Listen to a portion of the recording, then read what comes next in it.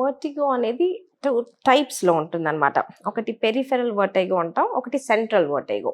Peripheral vertigo అనేది చెవి నుంచి వచ్చేది. చెవిలో వెస్టిబ్యులర్ అపరాటస్ అని ఉండిద్దన్నమాట. ఇది అని ఎలా తెలుస్తుంది మరి మనకి? సిమ్టమ్స్ బట్టి విపరీతంగా వచ్చింది, పొజిషన్ మారంగానే వస్తుంది, మొత్తం తిరిగిపోతుంది అంటే అది మంచి రకమైన వర్టిగో, పెరిఫెరల్ వర్టిగో. దాంట్లో వామిటింగ్ అవుతా ఉండిద్ది, వెంటనే మోషన్కి వెళ్ళాలి, అసలు లేవంగానే పడేటట్టు వచ్చేసిద్ది అనమాట. ఇది పెరిఫెరల్ వర్టిగో. ఇది మనం చాలా ఈజీ ట్రీట్ చేయడం. మెడికేషన్స్ పెట్టి రెస్ట్ తీసుకొని తర్వాత కొన్ని ఎక్సర్సైజెస్ ఉంటాయి లైఫ్ లాంగ్ చేసుకోవాల్సినవి, అవి చేసుకుంటా ఉంటే we can keep it under control. న్యూరాలజీలో మోస్ట్ ఆఫ్ ద డిసీజెస్కి క్యూర్ అనే మాట వాడం. It's like control. ఇన్ఫెక్షన్స్ కాదు కదా, బయట నుంచి వచ్చినాయి కాదు కదా. So we can control it. Vertigo ఒకసారి వస్తే మళ్ళీ ఎప్పుడైనా రావచ్చు, ఇట్ కెన్ హ్యాపెన్. అది చాలా ఈజీ టు ట్రీట్. విపరీతంగా వచ్చిందే యాక్చువల్లీ గుడ్ అంటాం, సివియర్గా వచ్చింది. సెంట్రల్ వర్టిగో బ్రెయిన్ నుంచి వచ్చింది. ఇది స్ట్రోక్, పక్షవాతం యొక్క సూచన అవ్వచ్చు. నడిచేటప్పుడు కళ్ళు తిరుగుతున్నాయి అంటే వాళ్ళు ఏం చెప్పాలనుకుంటున్నారంటే తూలుతున్నాము అని. సో మనం ఒకసారి సడన్ గా తూలుతున్నా కూడా కళ్ళు తిరుగుతున్నట్టే అనిపించింది. సో నేను తూలుతున్నాను, ఒకవైపు కొంచెం బెండ్ అయ్యేటట్టున్నాను, కొంచెం మాట, కొంచెం చూపు, కొంచెం మింగుడు, ఇట్లా అన్ని మైల్డ్ సిమ్టమ్స్ చెప్తారు. దాంతోపాటు కొంచెం ఒకవైపు తిమ్మిర్లు కానీ, సో ఇట్లా సిమ్టమ్స్ కాంబినేషన్లో వస్తాయి. సో వీళ్ళు చెప్పాలనుకుంటుంది కళ్ళు తిరగడం కాదు, తూలుడు ఎస్పెషల్లీ. సో దీంట్లో కళ్ళు తిరగడం అంత ఎక్కువ ఉండకపోవచ్చు, బట్ ఇది మోర్ డేంజరస్. మనకి డయాబెటీస్ ఉంది, హైపర్ టెన్షన్ ఉంది, స్మోకింగ్ ఉంది, కొలెస్ట్రాల్ ఉంది, ఏజ్ ఉంది, ఇవన్నీ రిస్క్ ఫ్యాక్టర్స్ కదా పక్షవాతం రావడానికి. సో ఇట్లా ఉన్న వాళ్ళలో పెద్దవాళ్ళు ఎవరైనా నాకు హఠాత్తుగా కొంచెం తూలుడు, కళ్ళు తిరుగుతున్నట్టు అనిపిస్తుంది అంటే మాత్రం it can be A brain stroke. So మనం వాళ్ళలో వెంటనే స్కాన్ చేస్తాం. బట్ చిన్న వయసు వాళ్ళు నేను పొద్దున్నే లేచాను, లేవంగానే మొత్తం తిప్పేసింది, వాంతి అయింది, పడిపోబోతున్నానని పరిగెట్టుకుంటా వస్తారు.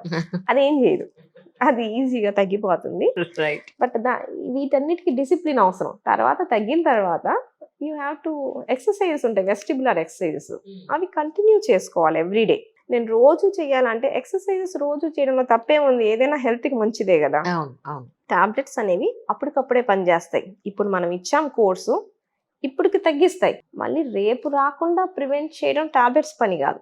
మన తీసుకునే జాగ్రత్తలు, సాల్ట్ ఇంటేక్ తగ్గించుకోవాలి. నెక్ మూమెంట్ చేస్తే వాళ్ళకి యాక్చువల్లీ ఎక్కువైద్ది, కానీ మేము చెప్పే ట్రీట్మెంటే మూవ్ చెయ్యండి అని. నెక్ ఎంత ఎక్కువ మూవ్ చేస్తే మళ్ళీ రిపీట్ అయ్యే ఛాన్స్ అంత తక్కువ. సో ఇప్పుడు సాఫ్ట్వేర్ వాళ్ళు ఉంటారు, గంటలు అదే పొజిషన్లో ఉంటారు, వాళ్ళకి ఎక్కువ. పొలం పనులు చేస్తారు, హెడ్ మూవ్ చేస్తానే ఉంటారు కదా, వాళ్ళకి వచ్చే ఛాన్సెస్ చాలా తక్కువ. సో ఎంత యాక్టివ్గా ఫిజికల్గా ఉంటే పెరిఫెరల్ వర్టిగో వచ్చే ఛాన్సెస్ అంత తక్కువగా ఉంటాయి. అండ్ ఇవన్నీ లైఫ్ లాంగ్ ప్రాబ్లమ్సే. ఒకసారి సెంట్రల్ వర్టిగో వచ్చింది, స్ట్రోక్ వచ్చిందన్నా లైఫ్ లాంగ్ ట్రీట్మెంట్ ఇస్తాం. పెరిఫెరల్ వర్టిగో వచ్చింది అంటే treatment short course, exercises life long అన్నట్టు. ఇప్పుడు సపోజ్ ఇందాక మీరు అన్నట్టు అలా సిమ్టమ్స్తో మీ దగ్గర డాక్టర్ దగ్గరికి వచ్చినప్పుడు స్కాన్ చేస్తే తెలుస్తుంది అన్నారు కదా, స్కాన్లో అంటే డిఫరెన్స్ ఎలా కనిపిస్తుంది మీకు? అంటే ఎగ్జాంపుల్ మామూలుగా ఇప్పుడు పెరిఫెరల్ వర్టిగో అన్నాను కదా, ఇయర్ లో వస్తుందని, దాంట్లో స్కాన్ నార్మల్ వస్తుంది, ఏమీ రాదు స్కాన్లో. సిమ్టమ్స్ని బట్టే మనం చెప్తాం. సెంట్రల్ వర్టిగోలో స్ట్రోక్ వచ్చింది అంటే మనకు కనిపించింది, ఇక్కడ బ్లడ్ వెజల్ బ్లాక్ అయింది, ఇక్కడ సర్క్యులేషన్ తగ్గింది అని. బ్రెయిన్లో ఏంటంటే మిల్లీమీటర్ ఒక చిన్న క్లాట్ ఉన్నా కూడా ఆ 1 మిల్లీమీటర్ 2 మిల్లీమీటర్ అయినా కూడా సడన్గా వీక్నెస్ వచ్చేసేయచ్చు. సో వాటిలో ఏంటంటే మనం ట్రీట్మెంట్ స్టార్ట్ చేసేది పెరగకుండా ఉండటానికి. సైజ్ ఆఫ్ ద స్ట్రోక్ పెరగకూడదు. తగ్గడం అనేది బ్రెయిన్ దానంతటదే చేసుకుంటుంది. చాలాసార్లు బ్రెయిన్ రికవరీ అనేది స్పాంటేనియస్, దానికి ఆ పొటెన్షియల్ ఉండిద్ది. మెల్లగా రీసర్క్యూటింగ్ జరిగిద్ది అనమాట బ్రెయిన్లో. ఆ రీసర్క్యూటింగ్ వల్ల వాళ్ళకే తగ్గిపోద్ది. బట్ మనం చేసేది ఏంటంటే ప్రోగ్రెస్ అవ్వకుండా ఆపుతాం స్ట్రోక్ని. సో ఇప్పుడు బ్రెయిన్ స్టెమ్లో వస్తాయి. బ్రెయిన్ స్టెమ్ కొంచెం పెరిగినా సరే సడన్గా వీక్నెస్ రావచ్చు, కొంతమంది బ్రెయిన్ డెడ్ అవుతారు. సడన్గా పెద్ద స్ట్రోక్ బ్రెయిన్ స్టెమ్లో వస్తే అన్ని ఫంక్షన్స్ ఆగిపోతాయి బ్రెయిన్లో. కొన్నిసార్లు there is nothing we can do. Stroke పెద్దది వస్తే, చిన్న స్ట్రోక్ అయినా కూడా గట్టిగానే కొట్టాలి. చాలా మంది పేషెంట్స్ నాకు లైట్గా వీక్నెస్ ఉంది అంటారు, బ్రెయిన్లో చిన్న స్ట్రోక్ ఉండిద్ది. చెప్తాం అడ్మిట్ అవ్వాలి, ఇంజెక్టబుల్స్ పెట్టుకోవాలి, అబ్జర్వ్ చేయాలి అంటే ఇంతే కదా, టాబ్లెట్స్ రాసి పంపించండి అంటారు. సో మేము చాలాసార్లు చూసాం, అట్లా నడుచుకుంటా వచ్చారు, అక్కడ బెడ్ మీద పెట్టంగానే ఇంక వచ్చేసిద్ది పెద్ద స్ట్రోక్. అంటే అది అంత ఫాస్ట్ గా పెరిగిపోయింది అనమాట. వాళ్ళు ఏమనుకుంటారు, ఇద్దరు కూడా బాగానే ఉన్నాం, పడుకున్నాక ఇలా అయింది అంటే అని. మీరు ఇంజక్షన్ ఇచ్చిన తర్వాత వచ్చిందంటారు, అది అట్లా కాదు, రీసెంట్గానే ట్రీట్ చేశా. 30-year-old అంతే, ఏ హెల్త్ ప్రాబ్లము లేదు, అబ్సల్యూట్లీ నార్మల్. నాకు వచ్చింది తగ్గిపోయింది, మళ్ళీ వచ్చింది తగ్గిపోయింది అన్నాడు. బాగానే వచ్చాడు, నాకు ఇప్పుడు ఏం లేదు, బట్ అట్లా వచ్చి తగ్గిపోయింది ఎందుకు అని స్కాన్ చేస్తే చిన్న చిన్న చిన్న చిన్న మల్టిపుల్ క్లాట్స్ ఉన్నాయి బ్రెయిన్లో. ఒకవైపు స్మోకింగ్ ఉందా అంటే లేదు, జెనెటిక్స్లో ఏమైనా ఉందా అంటే ఏమీ లేదు, బట్ స్కాన్లో ఉంది, అడ్మిట్ అవ్వాలి అని చెప్పా.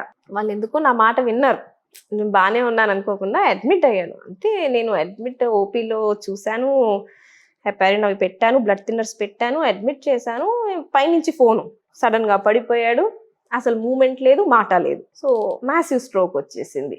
సో ఎందుకు వచ్చిందని బ్రెయిన్ చేస్తే క్లాట్స్ ఉన్నాయి కానీ రీజన్ దొరకలేదు. హార్ట్ చెక్ చేస్తే బాగానే ఉంది, హార్ట్ నుంచి కొన్నిసార్లు క్లాట్స్ వెళ్తాయి. తర్వాత నెక్ చెక్ చేసుకుంటే నెక్లో ఒక క్లాట్ ఉంది, అక్కడ వాళ్ళని అట్లా పట్టుకొని ఉందన్నమాట. సో అదేమైందంటే బ్లడ్ సర్క్యులేషన్ వెళ్ళేటప్పుడు చిన్న చిన్న పీసెస్ వెళ్ళిపోతా ఉంటాయి బ్రెయిన్లోకి. కొత్త పీస్ వెళ్ళినప్పుడల్లా కొత్త స్ట్రోక్ వస్తూ ఉంది. Oh సో my అట్లా God. హాస్పిటల్లోనే 2-3 times స్ట్రోక్ వచ్చింది ఆయనకి ఆన్ ట్రీట్మెంట్. దాన్ని మనం ముట్టుకుంటేనేమో సడన్ గా పగిలి పైకి వెళ్ళిపోద్ది, దాన్ని టచ్ చేయకూడదు, దానికి సరిపడా ఇంజెక్షన్స్ తో అది స్లోగా కరగాలి. అది 2-3 months పట్టింది కరగటానికి. Oh my so god. Somehow 2 weeks అయ్యేటప్పటికి స్టేబుల్ అయ్యాడు. నడుస్తానే పంపించాను, బట్ చెప్పాను ఇంకో 2 months తర్వాత వీ హ్యావ్ టు సీ, కొన్ని జెనెటిక్ వర్కప్ ఇవన్నీ చేసుకోవాలి. అసలు ఏ రీజన్ లేకుండా వచ్చింది కదా, పాపం అలవాట్లు కూడా లేవు, ఆయన బాధ అదే. మా ఫ్రెండ్స్ అందరూ స్మోకింగ్ చేస్తారు, డ్రింకింగ్ చేస్తారు, వాళ్ళందరూ బానే ఉన్నారు, వాళ్ళందరూ బాగున్నారు, ఏ నాకెందుకు అలవాటు వచ్చింది? లేదు, నాకెందుకు వచ్చింది? వెయిట్ మనం ఏం చేయలేం కదా, చాలా మంది చూస్తాం అబ్సల్యూట్లీ హెల్తీ, ఎందుకు వచ్చిందో మాకే అర్థం కాదు. అది అన్ని చూసినప్పుడల్లా భయం వేసిద్ది, అమ్మో మనం చాలా లక్కీ అవును అవును. ఉన్న రోజు, ప్రతిరోజు మనం హెల్తీగా ఉన్నారంటే చాలా హ్యాపీగా ఫీల్ అవ్వాలి. సో అన్ఎక్స్పెక్టెడ్ వేస్లో చిన్న చిన్న పిల్లల్ని చూస్తాం, 2-year-old ఇప్పుడే కొంచెం తూలి పడుతున్నాడండి అంటారు, చూస్తే బ్రెయిన్లో ట్యూమర్స్ ఉంటాయి. చిన్నపిల్లల్లో బ్రెయిన్ క్యాన్సర్స్ కొంచెం కామన్, ముసలి వాళ్ళలో ఎట్లాగో చిన్నపిల్లల్లో. అప్పుడు చూపిస్తారు పేరెంట్స్ వచ్చి, సెకండ్ బర్త్డే ఫోటో చూడండి, ఫస్ట్ బర్త్డే ఫోటో చూడండి, చాలా మంచి చైల్డ్. సో ఇప్పుడు ఈ బ్రెయిన్ ట్యూమర్ వల్ల తర్వాత హీ విల్ నో లాంగర్, ఇంతకు ముందు చైల్డ్ అయితే ఇవ్వలేం కదా. సో అవన్నీ చూసినప్పుడు అనిపించింది ప్రతిరోజు we have to be very thankful. So ఇంత మరి హెల్తీ ఫుడ్, హెల్తీ ఎక్సర్సైజ్ ఇవన్నీ చేయాలంటే మన చేతుల్లో ఉన్నంత వరకు మనం చేసుకుంటా ఉంటాం, మన ప్రయత్నం, మిగతాదంతా ఇంకా దేవుడి చేతిలోనే ఉండిద్ది.